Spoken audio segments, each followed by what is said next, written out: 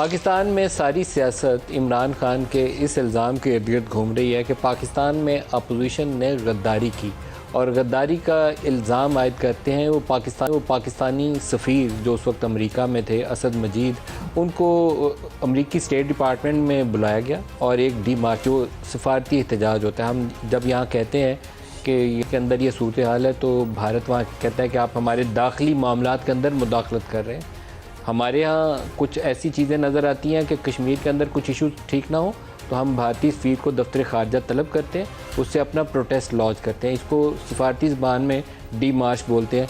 उन्होंने हमें state department बुलाया और स्टेट डिपार्टमेंट बुला के पाकिस्तानी सफ़ीर से बोला कि यहाँ एंटी अमेरिकनिज़म बहुत ज़्यादा ऊपर जा रहा है और एक रशिया और यूक्रेन की सूरत हाल है, उसमें prime minister of Pakistan Russia का विज़िट जा रहे हैं, उसके ऊपर उन्होंने अपनी तशवीश का इजहार किया। वो जो डी मार्च था, साइफ़र उसको या डिप्लोमेटिक केबल बोल लें, वो एक क्लासिफाइड डॉक्यूमेंट है जो पाकिस्तानी सफ़ीर किसी भी मुल्क में तैनात हो वो दफ्तर ख़ारजा भेजता है। बहुत ज़्यादा सेंसिटिविटी उस मैटर की इन्वॉल्व हो तो उसकी कॉपी जो है वो प्रेसिडेंट आर्मी चीफ को जाती है और प्राइम मिनिस्टर को जाती है, नहीं तो दफ्तर ख़ारजा रूटीन में उस डेस्क के ऊपर अमेरिका डेस्क है तो अमेरिका डेस्क की फ़ाइल में लगाएगा तो बंद कर देगा। 7 तारीख को ये मीटिंग हुई, 8 को वो डिप्लोमेटिक केबल या साइफ़र वो इस्लामाबाद में मौजूद था। शाह महमूद कुरैशी को भी पता था, प्राइम मिनिस्टर ऑफ पाकिस्तान को भी पता था, बाकी किसको पता था मुझे मालूम नहीं है। लेकिन प्राइम मिनिस्टर ऑफ पाकिस्तान ने 27 तारीख को 20 रोज़ के बाद जलसे के अंदर जो इनकी पूरी पार्टी ढोल पीटती रही कि हम एक सरप्राइज़ देने जा रहे हैं, तो पाकिस्तान की बकौल इनके सिक्योरिटी को ख़तरा था, रजीम चेंज की एक पॉलिटिक्स अमेरिका कर रहा था, यहाँ हुकूमत गिराने के लिए बाहर से डॉलर आए थे, लोकल सहूलतकार थे जो अपोजिशन भी शामिल थी और भी होंगे, ये नाम सारे उन्होंने नहीं लिए। तो ये सहूलतकार सारे बैठे रजीम चेंज कर रहे थे और प्राइम मिनिस्टर कह रहे थे वो सरप्राइज़ देंगे, जलसे में ऐलान करेंगे। 20 रोज़ नेशनल सिक्योरिटी कमेटी उसका जिसका इजलास होकर एक कौमी हिकमत अमली वज़ा करनी चाहिए थी वो नहीं की गई। ये उस तलब की गई जब इन्होंने ऐलान किया और मैंने ख़ुद इस प्रोग्राम में आके समा टीवी पे बैठ के सवाल उठाया कि अगर पाकिस्तान की सलामती को ख़तरा लाहक है तो क्या उसके ऊपर जलसे में जाके इसको सरप्राइज़ कह के खुशियाँ मनाएंगे या आप आर्मी चीफ को DGISI को बुला के हुक्म देंगे कि यहाँ रजीम चेंज के लिए गैर मुल्की ताकत जो है वो कोशिश कर रही है और हमारे कुछ लोग गद्दारी में मुलव्वस हैं, उनको पकड़ के आर्टिकल 6 के तहत डी चौक में सज़ाएँ दी जाएँ। तब तक प्राइम मिनिस्टर ने ये काम नहीं किया था।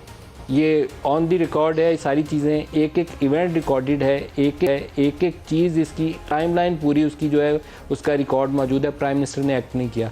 जिस दिन हमने यहाँ सवाल उठाया उस दिन प्राइम मिनिस्टर ने नेशनल सिक्योरिटी कमेटी का इजलास बुलाया, उससे पहले कोई इजलास नहीं हुआ। ये बिल्कुल ऐसे ही सूरत हाल है जब इंडिया की जानिब से आर्टिकल 370 और 35 को ख़त्म किया जा रहा था तो मैं इस प्रोग्राम में पहले इसका इंकशाफ कर चुका हूँ कि हमारे दफ्तर ख़ारजा को उससे 2 हफ़्ते कबल मालूम था।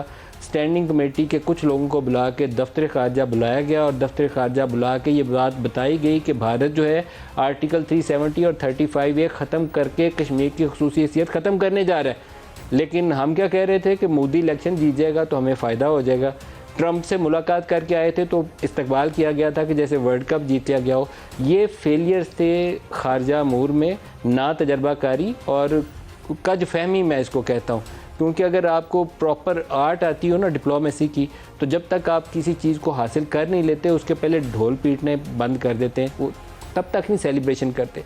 UN रेजोल्यूशन हमारा एक पिछले 60-70 सालों से बार बार कहते हैं कि मसला कश्मीर का हल UN रेजोल्यूशन में होगा।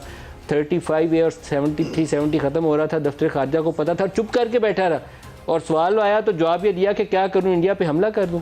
इसका तरीका ये होता है कि आप अपने जो दोस्त ममालिक या वर्ल्ड कैपिटल्स हैं उनको फ़ौरन अपने मिशंस के ज़रिए हिट करते हैं, जाके वहाँ बात करते हैं कि होने लगा, इसको रोकें, इससे इलाके में खित्ते में तनाव बढ़ जाएगा। वो सब कुछ नहीं किया, कुछ नहीं किया। ये इतनी अफसोसनाक सूरत हाल है कि उसमें से किसी एक चीज़ पे एक्ट नहीं किया।